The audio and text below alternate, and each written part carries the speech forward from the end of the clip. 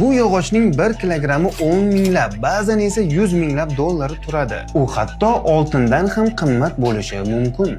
Bu Kiara. Kiara alohida daraxt emas. U daraxt, ya'ni Aquilaria turkumiga mansub daraxtlarda juda kam hollarda hosil bo'ladigan eng oliy nav qatronli yog'och qismidir. Kiara faqat u daraxtlarning juda kam qismida hosil bo'ladi. Kiara qanday paydo bo'ladi? U daraxtda zamburug' bakteriyal zararlanish yoki mexanik shikastlanishga uchraganda o'zini himoya qilish uchun xushbo'y qatron ajrata boshlaydi. Bu qatron yillar davomida yog'och to'qimalariga singib, uni zich, og'ir va nihoyatda aromatik holga keltiradi. Qatron bilan o'ta yuqori darajada to'yingan o'sha daraxt qismi Kiara deb ataladi. Kiara asosan janubiy-sharqiy Osiyo hududlarida uchraydi va hidida yog'och simon, balzam simon, yanin simon hamda meva simon notalar uyg'unlashadi. Shu kamyoblik sabab Kiara dunyodagi eng qimmat tabiiy aromatik materiallardan biri hisoblanadi. Eng oliy navlisi 1 kilogrammi 100 mingdan 300 ming dollar atrofida bo'ladi.